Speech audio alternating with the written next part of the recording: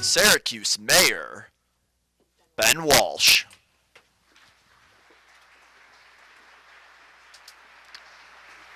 Ladies and gentlemen, please welcome SUNY Chancellor John King, President Warren Hilton of the Onondaga Community College, Josh Barr, Onondaga Community College student.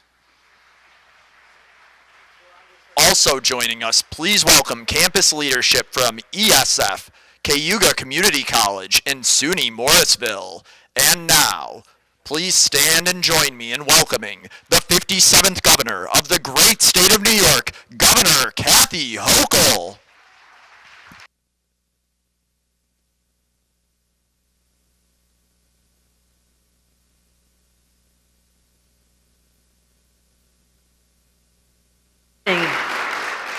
It is great to be back here with so many friends. I've been on this campus countless times, mostly as Lieutenant Governor when people didn't know who the heck I was. So I used to slip in and out of here all the time. And it's a great, great place of learning and truly dedicated leaders who care so deeply about all of you. And I want to acknowledge our President, Warren Hilton, here. He just gave me a great tour. I saw the future unfold before my eyes. We toured the Micron Clean Room Simulator Lab, and I was so proud to announce back in October of 2023 the collective $15 million to make this become a reality. And support from Micron, the state, and the county really decided to say, let's build something where we can train young people today, so when Micron does open, these jobs will be filled immediately with our graduates from this institution and others. So this is what we're doing. I also want to acknowledge Chancellor John King, Chancellor of SUNY, and that is a very big deal. He leads all of our college campuses, our four-year institutions, and our university centers and colleges. And, you know, leadership really does matter. And when he decided to accept an offer to come to this place after serving as President Obama's Secretary of Education and a distinguished career, I knew how fortunate we were to have someone of his caliber. And again, what I'm looking for in a team and people in places like this are visionaries. And that's exactly what we found in Chancellor John King. Let's give him a round of applause as well. A number of my colleagues from the State Assembly are here. We have Assembly Member Al Sturpey. Great to see you again, Al. Always appreciate you attending these events, your advocacy for Syracuse. Assembly Member Pam Hunter. You know, we've been in your district many times. Support you. Mayor of City of Syracuse, Ben Walsh. I want to thank him for just believing in this community so deeply. And I've seen it from the day he was sworn in, his inauguration, and his ideas and how he wanted to implement a plan to build more housing in places that have been long forgotten and just parts of our city that were so neglected. And he really came to it with a can-do attitude that we should see more of in our elected leaders, but he truly possesses that, and we've been so fortunate to have him as our leader. Let's give another round of applause to our Mayor, Syracuse Ben Walsh. And again, to our community college presidents who've joined us, this is a big day for community colleges, a very big day. But also, as we think about what our community colleges are intended to do, educate and put people on a career path. And there's someone else I want to acknowledge, Randy Walken, who believes he's the head of the CNY REDC co-chair, but also the head of MACNY, which represents the manufacturers. He has had the vision as well for a long time. This Micron simulation room is something that Randy has spoken about, getting the hands-on training with the real equipment. This is not pretend equipment. I saw the boxes being shipped over. 30 more boxes arriving on top of the 40 that are here, filled with Micron equipment. So this isn't fake. This is real hands-on learning, and Randy knows the importance of that to make sure that we're building the workforce for the jobs of tomorrow. So let's give him a round of applause as well. And you're going to be hearing from Josh Barr, who's a student who's going to tell you his story, but it is inspiring to know what he's already accomplished thus far and where he's going. So as I mentioned, we've already talked about how important it is to have these state investments. I'm delighted to do this because landing Micron has to be one of the crown jewels in any governor's life, to say you're bringing the largest private sector investment in American history under your watch with the work that we did, working with Senator Schumer in Washington, D.C., President Biden, and so many people came together. But I do believe it was the support of our legislators. It was that extra Green Chips initiative where we said we will put state money there on the table. Federal money is important. That means a facility like Micron would go somewhere in America. That's great. But how do we get them to New York? We had to come up with the dollars and the plan and to help them implement their plan to have a fully sustainable, a place where they're learning or teaching people skills that they've never would have dreamed of having, recruiting people out of our most hard-hit neighborhoods, letting those people see a future. But also what's near and dear to my heart is their announcement they're already building a child care center on site. So thank you, Micron, for having the vision to say we want everybody to have a job, even young parents. So this is a place, there's a lot of capacity here, 8,500 students. It is a large, large institution. And what's exciting, I know the president who you'll be hearing from, President Hilton, who's, again, a great, great leader here, he told me it's up 4%. There are other places where it's going down 4% and even higher. So that speaks to your leadership, but also people's desire to be part of something that is dynamic and not a place where people think of like old community colleges, but they see some new possibilities. And that is what you have brought to this as well, and I want to thank you for that. So that is a great number. Now, New York is chips country, full stop. Anywhere else in the country, try to compete with that. And Syracuse is the capital of microns and chips country right now. But Syracuse, I want to put out something that's going to make your jaw drop. By the end of this decade, 1 out of the 4 American-made microchips will come from upstate New York in the whole country. 1 out of 4 will come out of this region. Tens of thousands of high-paying jobs. I want to make sure our people have the skills to seize these opportunities. I don't want people to have to come from out of state. You're welcome to come. We got plenty of, but what about our own students? What about the young people who grew up right here in this county, in this city? This is why they deserve this. This area has waited too long. Believe me, I know. I'm from Buffalo. Well, we're not. Super Bowl next year. San Francisco, here we come. It's in San Francisco next year. I didn't mean that when I was talking about we have waited a long time, but we are waiting a long time for that too.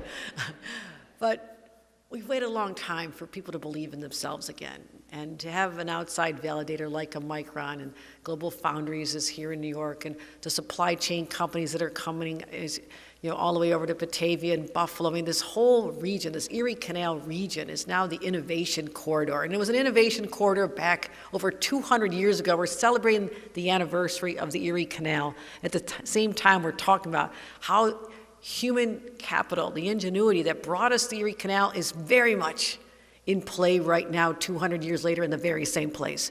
That is the electricity and the energy that I hope you feel, that I know is out there, and it's so palpable. But people believe in themselves again.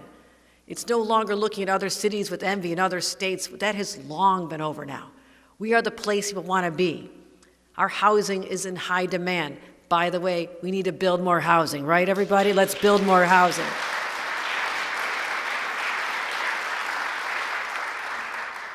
But what can change your circumstances, no matter where you're born, what zip code you're born in, is an education. And why do I know this? Because my parents lived in a trailer park in Lackawanna, New York, near the steel plant where my dad worked, his father worked, his brothers worked, and they thought they were doing great because my dad's father had been a migrant farm worker in the wheat fields of South Dakota because they wouldn't hire Irish anywhere when he came. But to come to that good job at Bethlehem Steel meant everything to them. But my father also had a vision. He wanted to lift his little family out of that trailer park and take them to a new place. And he worked hard. He got his college degree while he worked full time. And when he got that degree, it opened up more opportunities that otherwise would not have been available to him or his own children, or certainly not his daughter, who was able to be blessed with a great education right here in Syracuse. So this is the trajectory I want everybody to be on, because I've seen what it does for families. We get someone's skills in this simulation lab, and they work at Micron. Maybe there's even 2 people working at Micron. I mean, you'll have enough money for Buffalo Bills season tickets and the ride to the Super Bowl. I mean, that's how we define success here in upstate, right? So I can't tell you how excited I am about this, because I know what it does, and I know what we're doing here right now, and I know why this is so worth it. And to also say that this educational opportunity that's right here in this community is going to teach people skills they never dreamed of having. Right now, over 4 million New Yorkers between the ages of 25 and 55 don't have a college degree or credential at all. And unfortunately, even just having that credential is the key to unlock these better paying jobs. There are jobs out there. I have 400,000 jobs available in the state of New York right now. I can't say they're all high paying.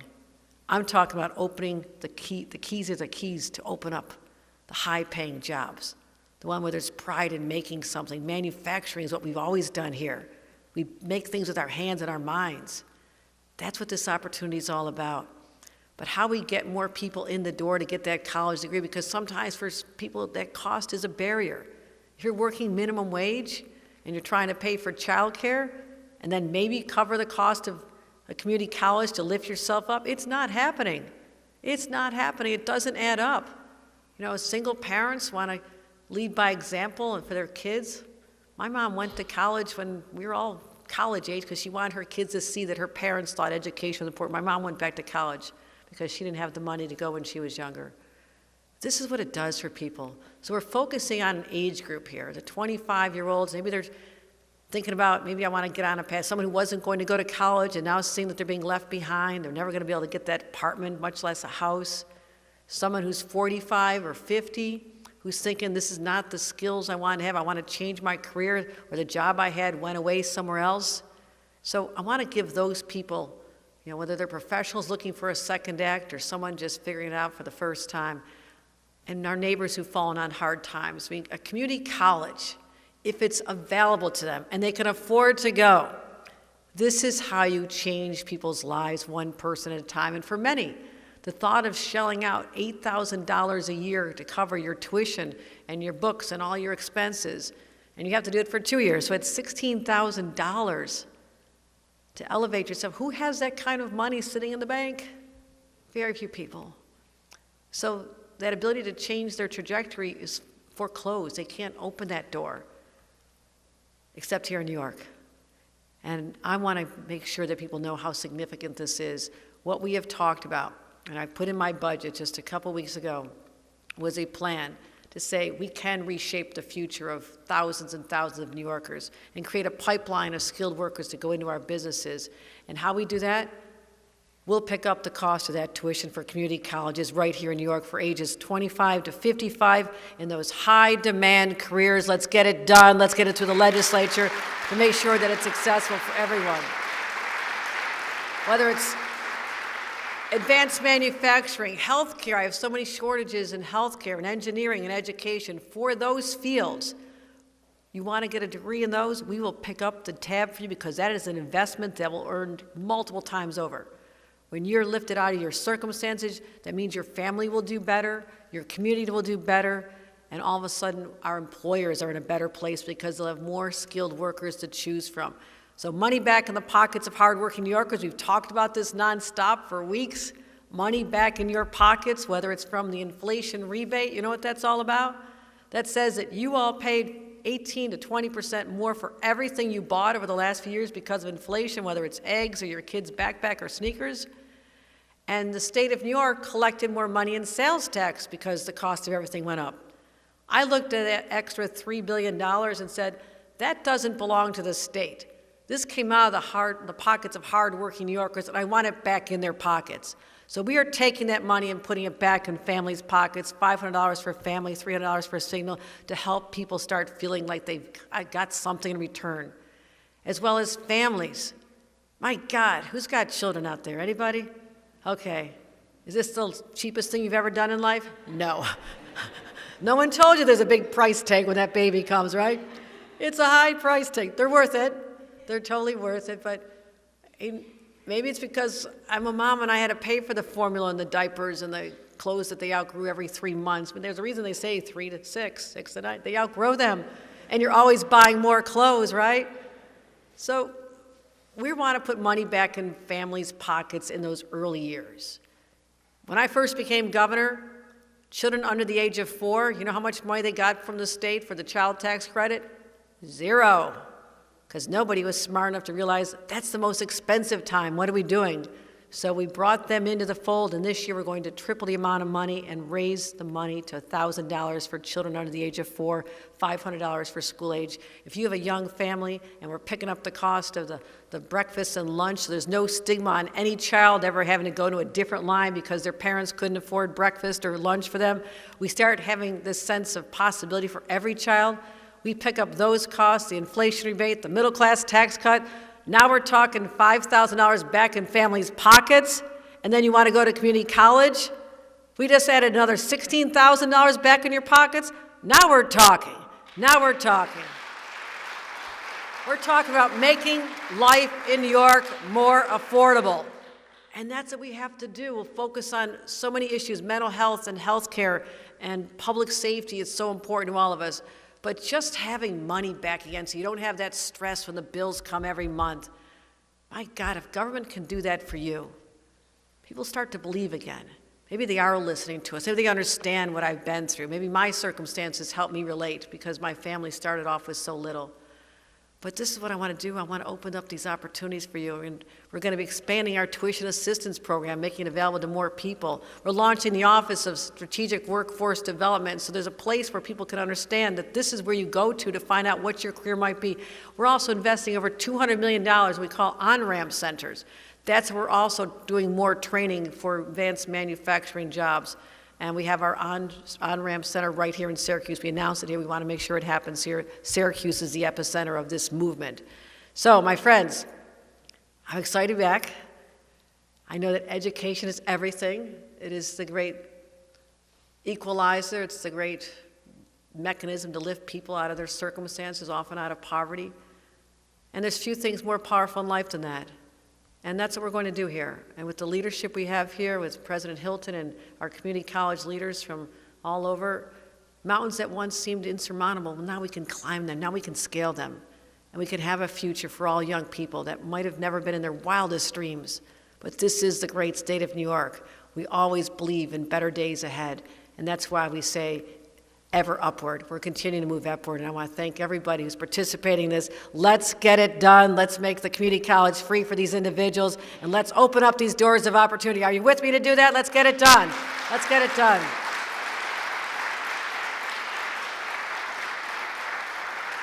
Let me introduce someone who's well known to this community and outside the community as well. His reputation's exceptional. President of our Onondaga Community College, Warren Hilton, and I want to thank him for his enthusiasm for this Micron simulation lab. He knows what's in every single box. He's so excited about it, but that's just one piece of what he does, but that shows he's on the cusp of great things happening right here at OCC. So, Mr. President.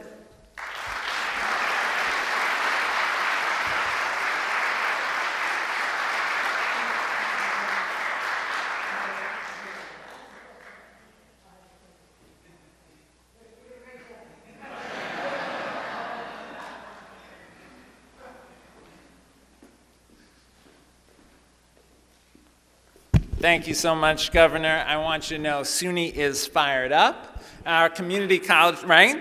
SUNY is fired up. Our community colleges are extraordinary engines of upward mobility, and your plan to provide free tuition, books, supplies, and fees for adults ages 25 to 55 is going to transform lives. And I want to say that the governor is so inspiring when she talks about the role that public higher education plays in New York, the way in which it is a pathway to opportunity, the way in which public higher education can be the foundation for a thriving economy for all New Yorkers. And she puts action behind those words. This proposal today builds on an extraordinary commitment that the governor has made to SUNY, to our two-year institutions and our four-year institutions, the investment in operating support, a targeted investment last year in community colleges, focus on healthcare workforce development and mental health, which we know is such a critical issue for our students. The expansion of the tuition assistance program, doubling the minimum award, taking the income threshold for families from $80,000 to $125,000. When the governor talks about affordability, when she talks about investing in opportunity, she means it. Governor, we are incredibly, incredibly appreciative. Can we have another round of applause for the governor?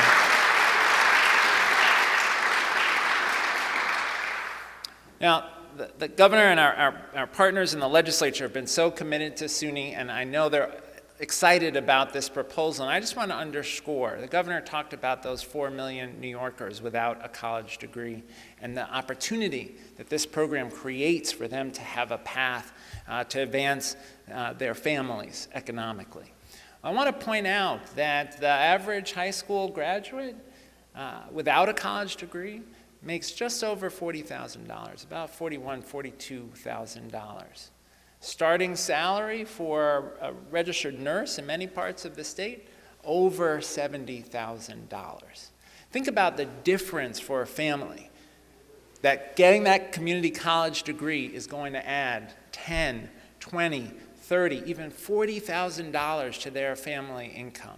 Now, this is an incredible investment in New Yorkers. And the other reason it's so important to invest in our community colleges around this initiative is we know how to serve adult learners well. 28% of our students across our community colleges are adult learners. And we understand that adult learners need additional support. That might be around advising, it might be around schedule flexibility, the ability to go part-time, the ability to go nights and weekends if necessary. It may mean childcare, and the governor's made important investments in childcare facilities on many of our campuses so that families can rely on their campus community for childcare.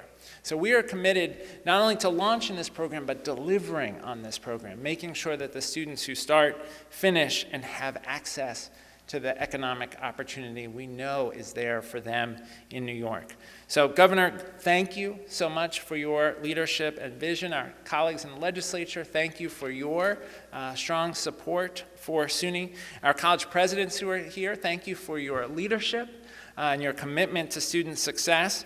And I want to particularly highlight President Hilton. The governor did a great job introducing President Hilton. The only thing I will add is that when you think about what is possible in this region, and when you think about what can be accomplished with Micron coming and all of the supply chain companies, Warren and his team are going to be integral to making that successful. And that's what we want for our SUNY presidents, for them to be not just leaders of their institution, but leaders for a brighter future for their community. Ladies and gentlemen, Warren Hilton.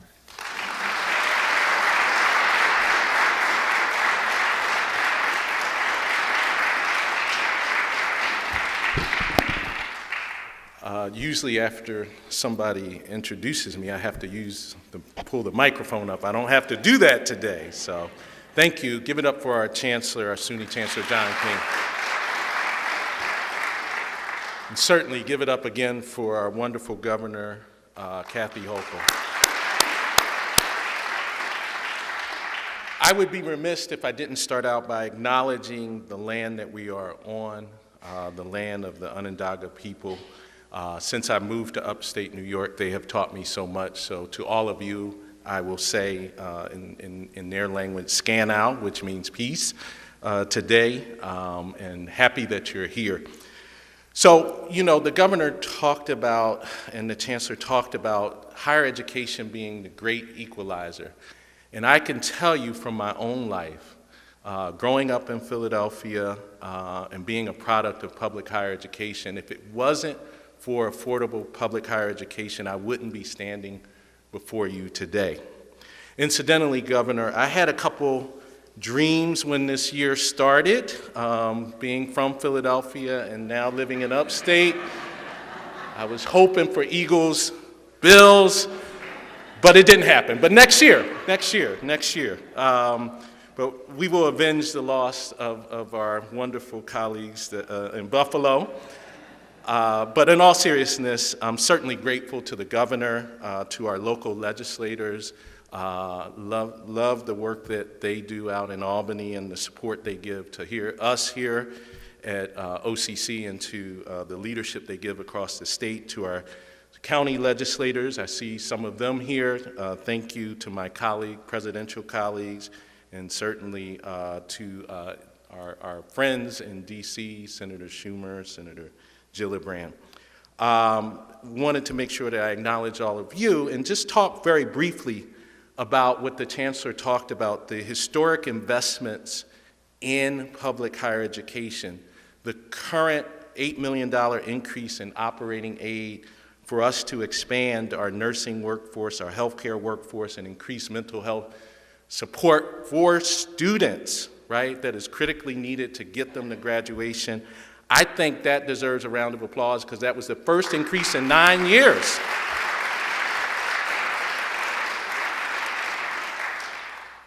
And the previous one-time investments before that, including the SUNY Transformational Fund, which the Chancellor stewarded so wonderfully, providing funding to all of us in SUNY to help our students succeed.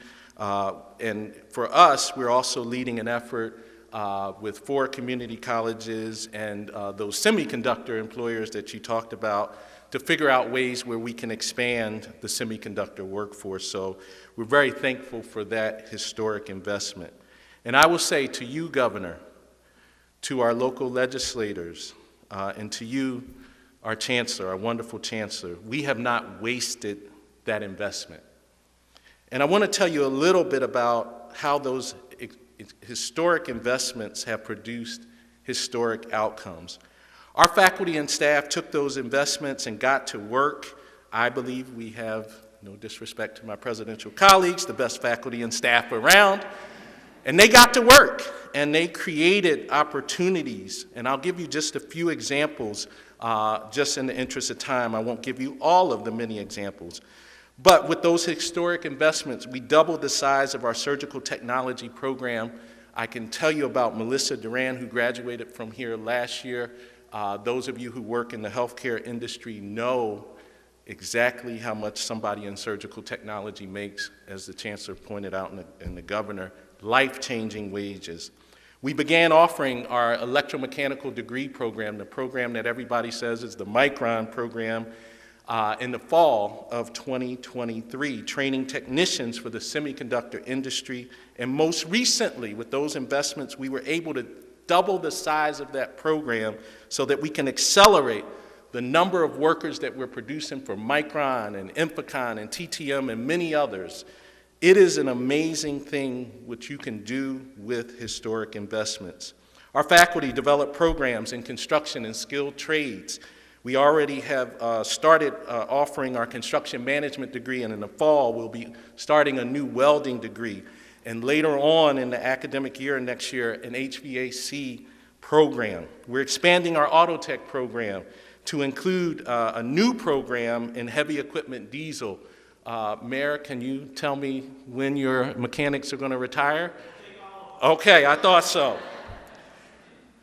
We've hired additional nursing faculty to expand our nursing offerings and a new full-time mental health counselor to support our students. These are just a few of the ways that we are returning on that investment that New York State has made into community colleges. And we are so grateful to you, Governor, Chancellor, our legislators, for that extreme investment. I know from my colleagues, I give you examples from here, but there's many more examples across our state from our community colleges. With these historic investments, I can tell you right here at OCC, you heard the Governor talk about our increased enrollment, but let me give you just a few more facts. We've increased our enrollment by 1,200 students from the fall of 22 to the fall of 2024.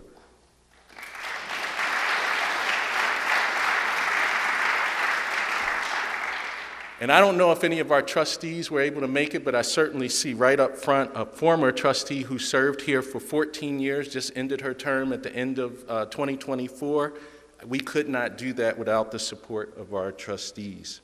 We have raised our fall to spring persistence rate by over 6% in the last 3 years, and we have produced more graduates who are going into the workforce or transferring to four-year institutions like SUNY ESF, like Morrisville, in record numbers. We raised our three-year graduation rates by more than 4.5% in the last 3 years.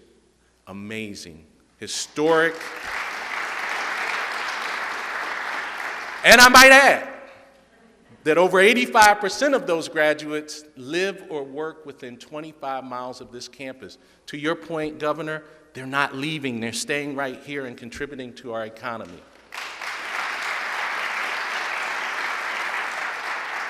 So, as I begin to close, simply put, historic investments equals historic outcomes for the residents of Central New York and the state of New York.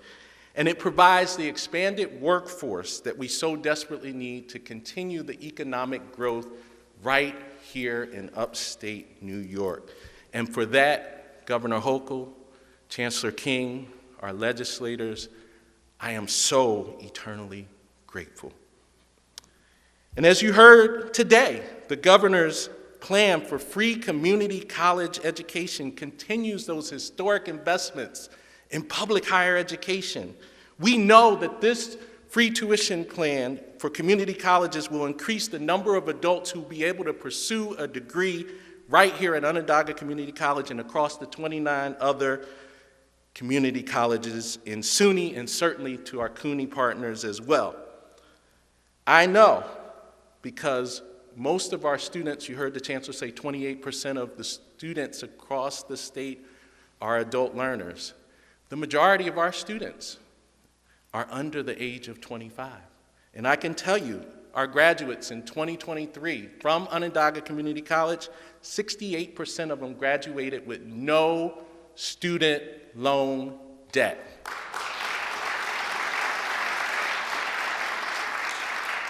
So, Governor, I know that now as we expand to free community colleges for adults, we're going to be able to increase that number of students who are graduating without student loan debt, get them into great jobs that will pay them those high-paying wages. So thank you, Governor, for your vision to help adults without a college credential and change their lives and the lives of their families for generations to come. I think that deserves a round of applause.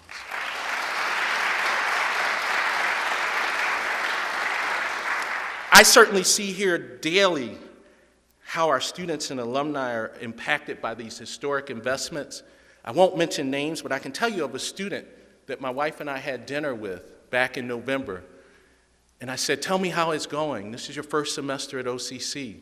And he looked at me and he said, "Dr. Hilton, OCC saved my life." And I said, "What do you mean OCC saved my life?"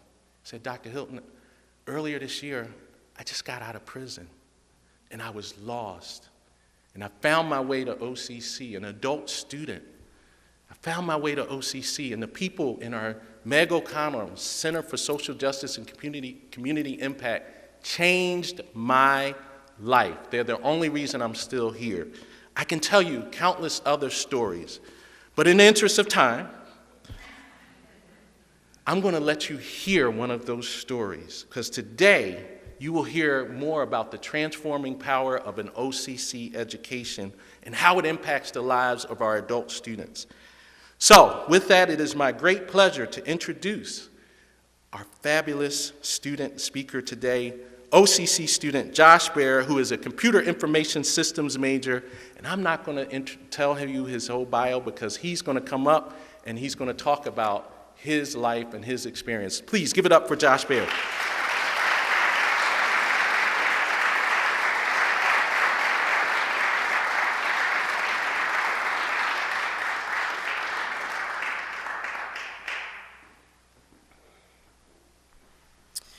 Hello. Governor Hochul, Chancellor King, and President Hilton, thank you for giving me this opportunity to share my story with you. I'm a 41-year-old single father and recovering heroin addict. On October 6, 2023, I began a life of sobriety. I needed to set an example for my son, so I decided to go to college. 1 year ago, I became a student here at Onondaga Community College in the Computer Information System program. It was tough, but thanks to great professors like Timothy Stedman, Christian Sisak, my wonderful navigator, Betsy Vavanese, and all of the other great staff support around me, I ended up earning a 3.825 grade point average.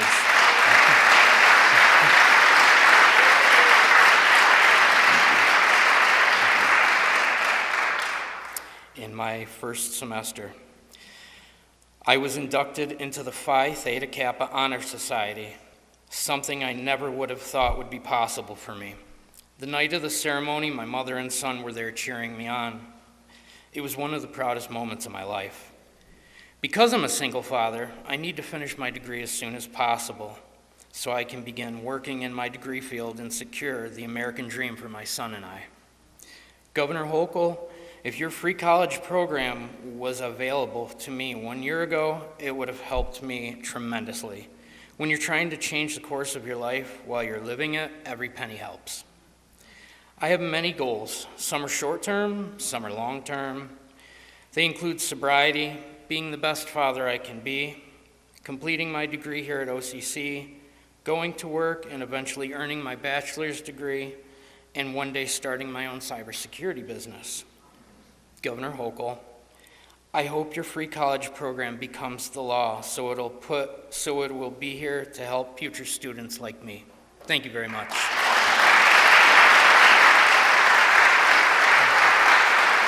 Ladies and gentlemen, that concludes today's events. Thank you for attending.